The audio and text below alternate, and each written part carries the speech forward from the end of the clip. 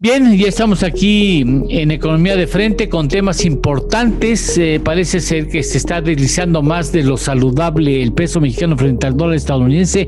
¿Cuáles son las razones de que esto esté ocurriendo, por lo que esto está ocurriendo? También vamos a hablar un poco sobre la inflación, presiones inflacionarias, la mujer y otros temas aquí en Economía de Frente. Bienvenido, bienvenida.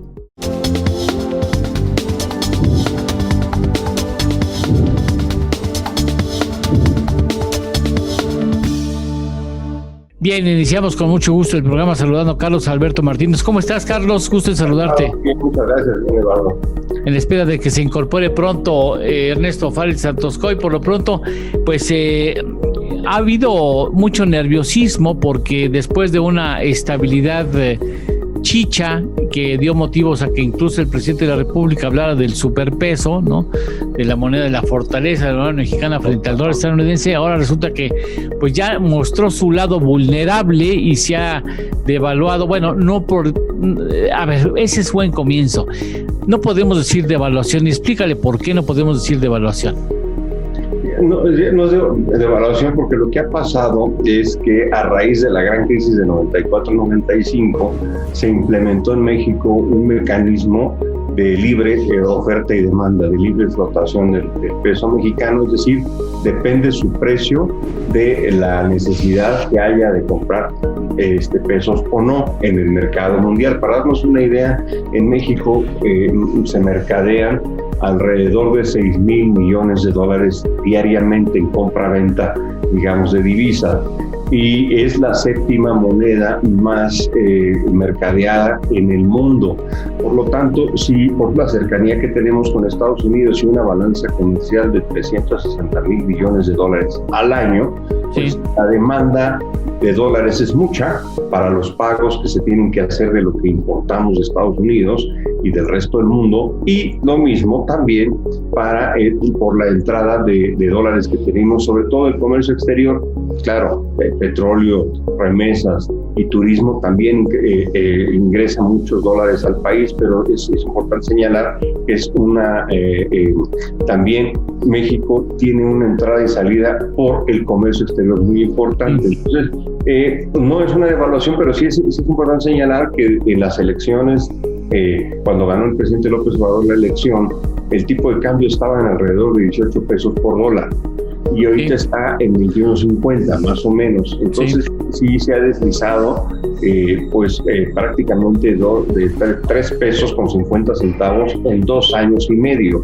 Y esta parte pues sí es importante señalarla. No es una evaluación, es un ajuste. La población mexicana ya se está acostumbrando a ver cómo el peso sube y baja, sin mayores cuestiones adultas como ocurría en el pasado. Muchos del auditorio no lo sabe, sobre todo los menores de 5 años de edad, pero los que tenemos un poquito más de edad que eso sí sabemos cómo se dispara, se devalúa la moneda de un día para otro. Esos episodios los hemos tenido mucho en el país. O sea, no tenemos una devaluación porque la paridad no es fija, es flotante, digamos, y se dice un desliz, aunque en otros terrenos los desliz se pasan a la iglesia a bautizar, ¿verdad, Ernesto? Así es. ¿Cómo estás, Eduardo? Carlos Alberto, ¿cómo nos va? Estamos hablando ya sabes, de que el peso se ha deslizado. No sé si vamos a tener pesitos. Bien, estamos viendo una reacción a nivel global, un temor a una mayor inflación. Y eso Qué curioso, a ver, si hay temor de una de inflación mayor en Estados Unidos, ¿por qué carambas se fortalece el dólar? Debería de debilitarse, ¿por qué? ¿No? Sí, lo que sucede es que esas expectativas de mayor inflación traen a su vez expectativas de que el Banco de la Reserva Federal tenga que aumentar sus tasas. Como los mercados se anticipan, hemos visto la tasa del bono a 10 años, bonos del Tesoro, ha subido 0.7%, arriba del 1.55%. O sea, se ha duplicado el costo del dinero a largo plazo en términos de dólar. Y ante ese incremento de la tasa de interés de largo plazo de los bonos del Tesoro, pues hay más gente en el mundo que va e invierte en esos bonos, y para comprar esos bonos, pues tienes que comprar dólares, y eso hace que se suba el dólar contra todas las monedas. Esa es la razón por la que de manera indirecta se fortalece. Correcto, así es. Ahora, te pregunto, Carlos Alberto, ¿hay alguna fecha fatal para decir que esto ya va a acabar en algún momento, o este es un asunto que tendrá que irse resolviendo en el tiempo? Y se tendrá que ir resolviendo en el tiempo. Mira, me llaman la atención las declaraciones que dio Powell, el presidente de la Reserva Federal de Estados Unidos, comentando que sí es cierto que los indicadores de empleo en Estados Unidos han salido positivos, pero que él no ve el pleno empleo sino hasta el 2022 en Estados Unidos, no obstante la enorme expectativa de crecimiento de la economía norteamericana. Estaba yo leyendo ya, hoy salió el dato de inflación en Estados Unidos del 0.4, acaba de salir hace un momento, y las cifras de empleo son buenas. Sin embargo, ¿0.4 de qué? ¿A febrero? A febrero, exactamente, de inflación. ¿Es inflación anual? Exactamente, inflación anual, y pues lo que está pasando ahorita es, el día de hoy parece ser que pueda ser aprobado el paquete de estímulo fiscal de la economía de Estados Unidos por Joe Biden, $1,800 y tantos dólares a aquellas familias. $1,800 millones de dólares. Menos de $30,000 al año. Por lo tanto, sí pudiera calentarse la economía norteamericana, ser la que se mueva hacia adelante, pero me quedo con la declaración de Powell en el sentido de que el pleno empleo, lo comentamos con el auditorio, es que toda la capacidad instalada productiva del país está ocupada al 100%. Ese sería lo que se conocería como pleno empleo. Esto no lo vería la Reserva Federal sino hasta el año que entra. Probablemente esto quiere decir que van a anclar su tasa de corto plazo, la van a dejar como está, sin subir las tasas, y van a dejar que la tasa de largo plazo fluctúe en libre oferta y demanda. Quiero pensar que por ahí está. Bueno, ya damos por visto el tema y nos pasamos al de la inflación. Después de una pausa iniciamos el tema de la inflación aquí en Economía de Frente. Continuamos nuevamente después de una pausa comercial.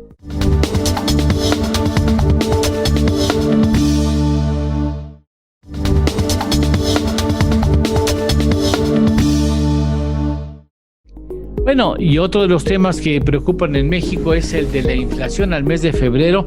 En términos anualizados estamos hablando de 3.76% y la inflación al productor está mucho más alta, está hablando de 6.75%, y esto anticipa pues posibles problemas en terrenos cercanos.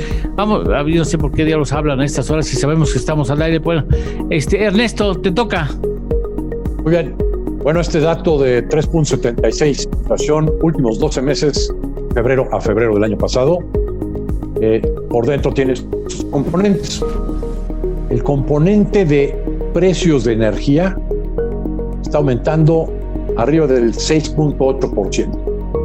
Sobre todo se ha acelerado en las últimas semanas.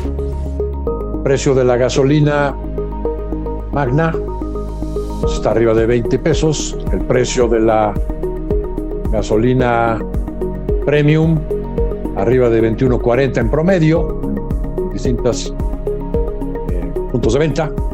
Entonces, este incremento de los precios de la gasolina es uno de los principales factores que están afectando el rebote de la inflación en México. O sea, el temor de la inflación no es nada más a nivel mundial, sino aquí también se está exacerbando por lo que está sucediendo con el precio de la gasolina.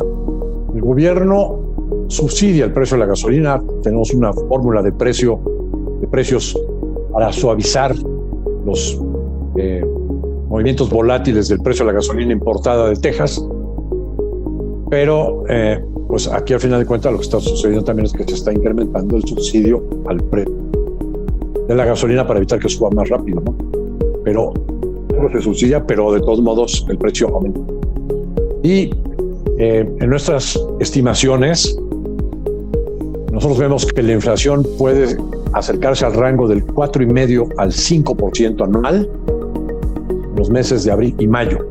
Y después, dado una demanda muy débil de bienes y servicios en México, en general, bueno, puede volver a bajar. y acercarse al rango del Banco de México, ¿no? Que está entre el 3 al 4%. Acercarse al 4% al final del año. Esa es nuestra expectativa. Vale la pena, para pasarle la palabra a Carlos Alberto, dar un dato que estaba yo checando ayer. ¿Saben ustedes en cuánto se ha incrementado la gasolina?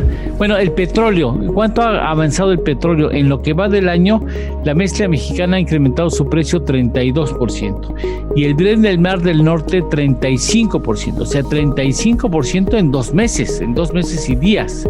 En 2 meses y días es muy fuerte y obviamente pues hay que recordar que las gasolinas se hacen a partir del petróleo y entonces obviamente en esa misma proporción o muy cercana habrá de incrementarse el combustible o los combustibles, incluyendo los gases, y como somos muy dependientes, Carlos, de estos energéticos para que funcione la economía, pues ahora sí que nos va a pegar por el precio del petróleo y nos va a pegar por el dólar, que es más caro, porque el petróleo y las gasolinas se compran en dólares.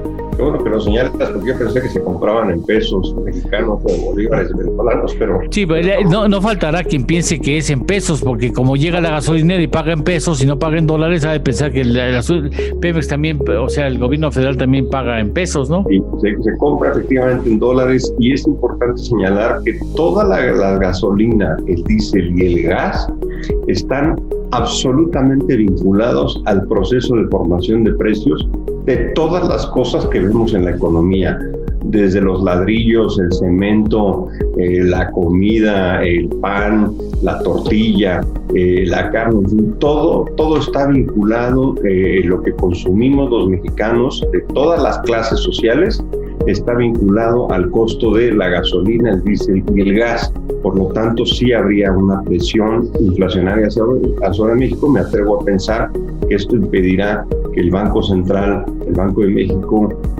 baje una vez más la tasa de interés, sobre todo porque tienes la presión por el dólar, tienes la presión también por el precio de los combustibles a nivel internacional, pero me quedo con la observación de Ernesto, en el sentido de que sí vas a sentir una fuerte presión inflacionaria en México estos próximos meses por el ajuste internacional de los precios de los combustibles, pero dado la recuperación económica mexicana, que no va a ser de la misma, digamos, vigorosidad de la del resto del mundo, sobre todo la de Estados Unidos y Europa, pues entonces ahí se podrá otra vez ajustar, porque vamos a seguir teniendo problemas de demanda en México.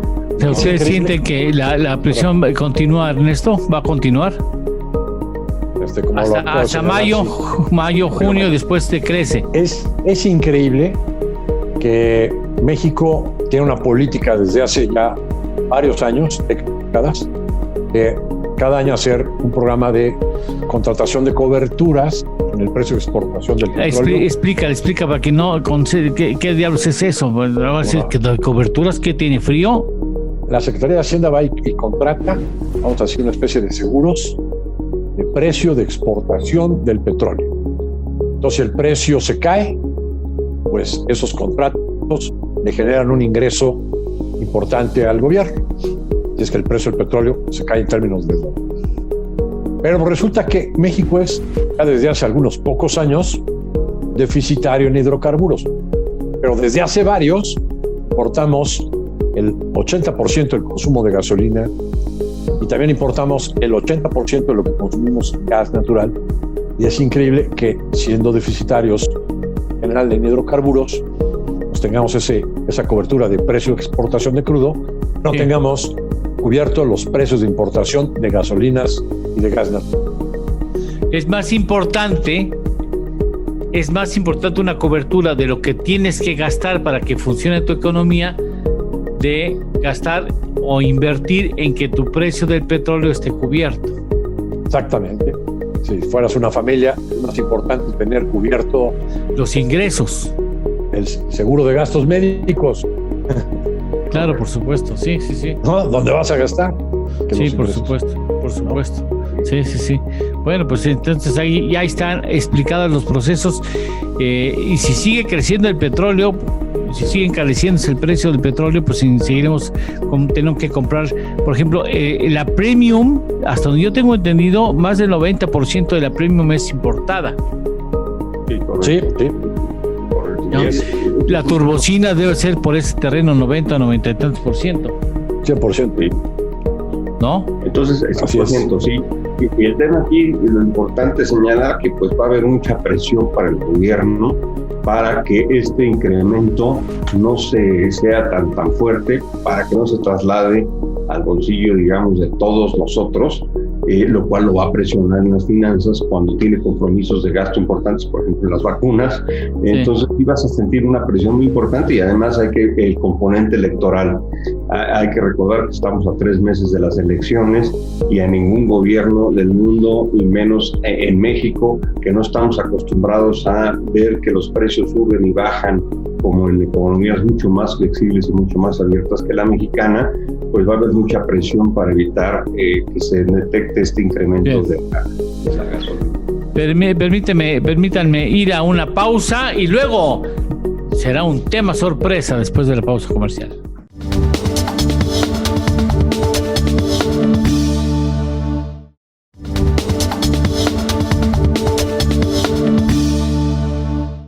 Bueno, pues el optimismo corre irresponsablemente por las oficinas públicas, y se afirma que el gobierno está a punto de reestimar o revisar la estimación de crecimiento para este año por encima del 5%. ¿Esto es ilusión óptica, inocencia o mismísima verdad, Ernesto Fález Santos Coy?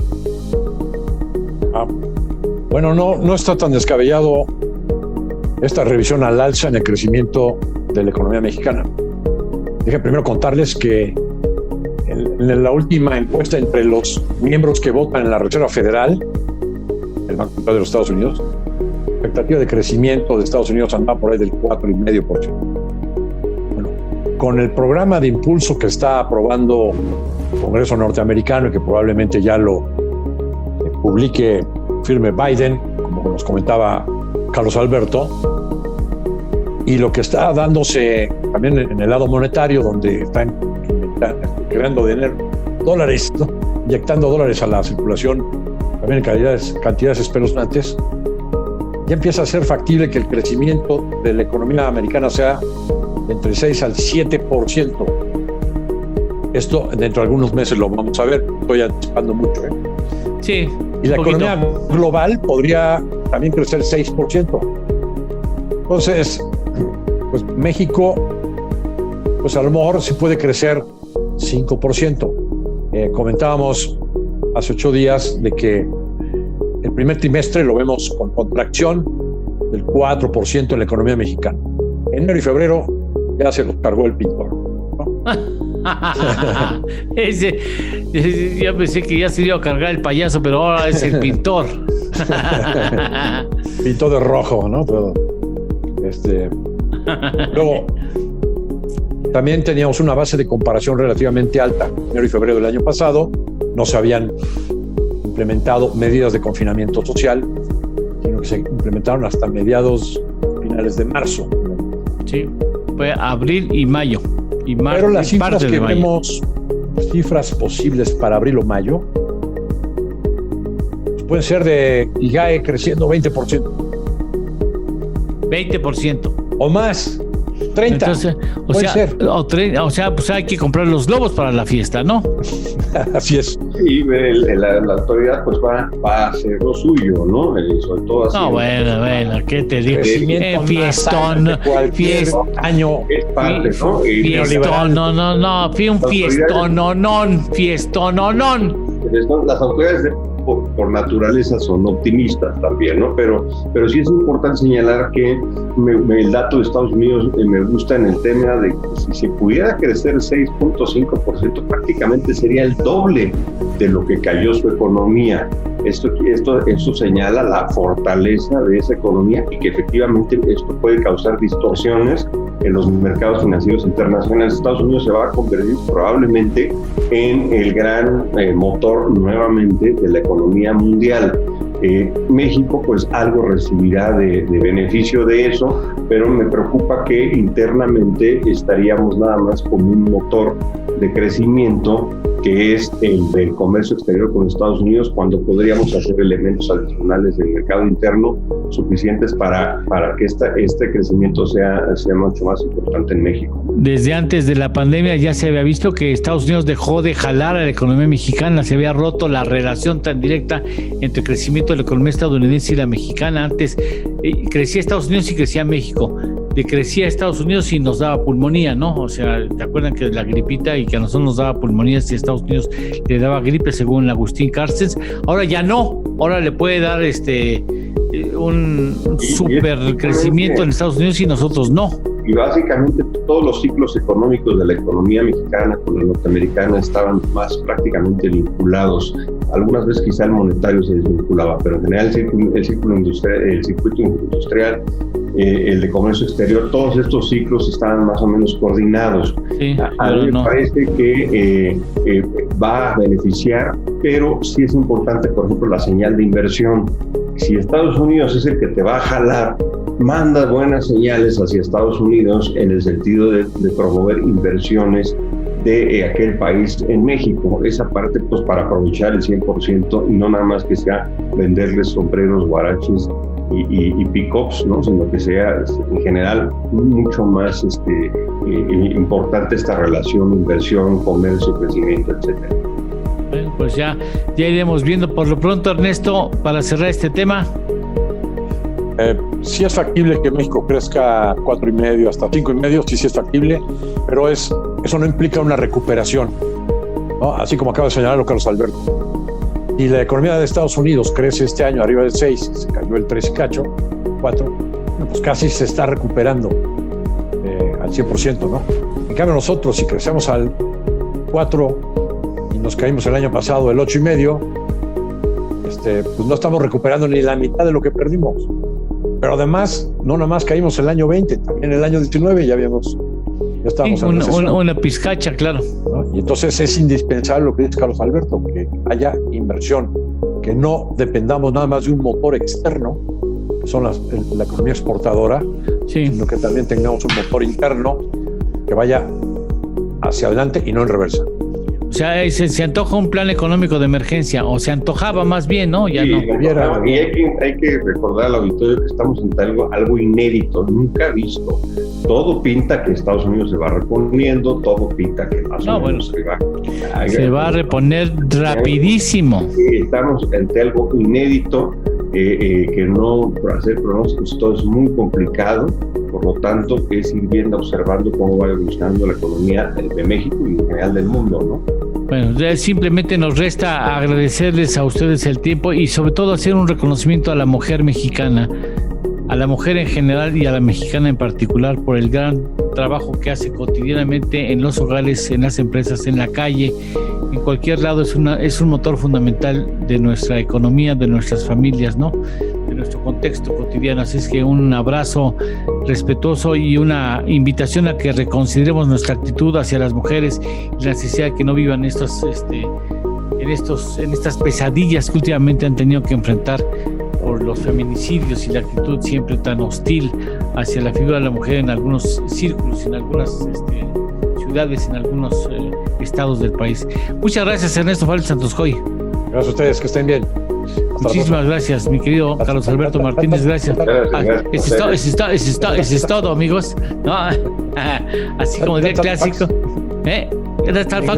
En inglés, claro, por supuesto.